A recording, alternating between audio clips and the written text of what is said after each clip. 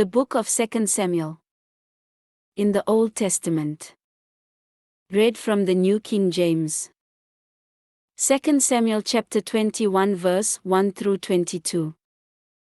Now there was a famine in the days of David for 3 years. Year after year. And David inquired of the Lord. And the Lord answered, "It is because of Saul and his bloodthirsty house. Because he killed the Gibeonites." So the king called the Gibeonites and spoke to them. Now the Gibeonites were not of the children of Israel, but of the remnant of the Amorites. The children of Israel had sworn protection to them. But Saul had sought to kill them in his zeal for the children of Israel and Judah. Therefore David said to the Gibeonites, "What shall I do for you? And with what shall I make atonement? That you may bless the inheritance of the Lord?" And the Gibeonites said to him, "We will have no silver or gold from Saul or from his house. Nor shall you kill any man in Israel for us."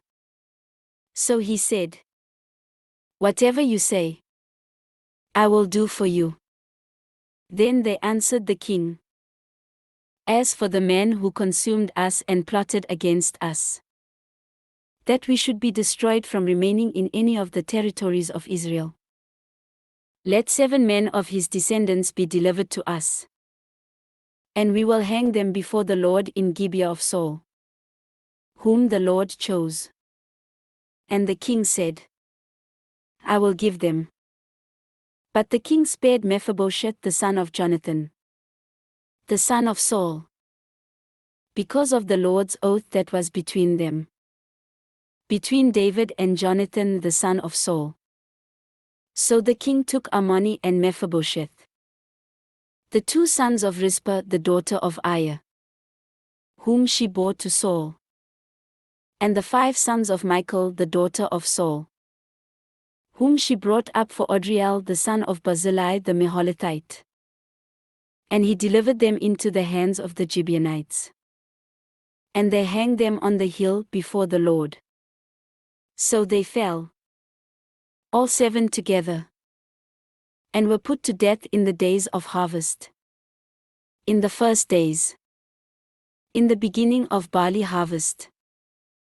Now Rizpah the daughter of Aiah took sackcloth and spread it for herself on the rock, from the beginning of harvest until the late rains poured on them from heaven. And she did not allow the birds of the air to rest on them by day nor the beasts of the field by night. And David was told what Rizpah the daughter of Aiah, the concubine of Saul, had done. Then David went and took the bones of Saul, and the bones of Jonathan his son, from the men of Jabesh Gilead who had stolen them from the street of Bethshan, where the Philistines had hung them up, after the Philistines had struck down Saul in Gilboa. So he brought up the bones of Saul and the bones of Jonathan his son from there. And they gathered the bones of those who had been hanged. They buried the bones of Saul and Jonathan his son in the country of Benjamin in Zelah, in the tomb of Kish his father. So they performed all that the king commanded. And after that God heeded the prayer for the land. When the Philistines were at war again with Israel, David and his servants with him went down and fought against the Philistines. And David grew faint. Then Ishbi-Benob, who was one of the sons of the giant, the weight of whose bronze spear was 300 shekels, who was bearing a new sword, thought he could kill David. But Abishai the son of Zeruiah came to his aid, and struck the Philistine and killed him. Then the men of David swore to him, saying, "You shall go out no more with us to battle, lest you quench the lamp of Israel." Now it happened afterward that there was again a battle with the Philistines at Gob. Then Sibbecai the Hushathite killed Saph, who was one of the sons of the giant. Again there was war at Gob with the Philistines, where Elhanan the son of Jeroregim the Bethlehemite killed the brother of Goliath the Gittite, the shaft of whose spear was like a weaver's beam.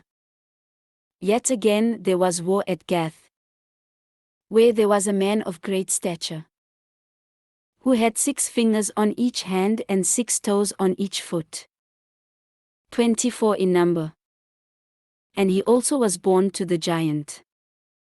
So when he defied Israel, Jonathan the son of Shemaiah, David's brother, killed him. These 4 were born to the giant in Gath, and fell by the hand of David and by the hand of his servants.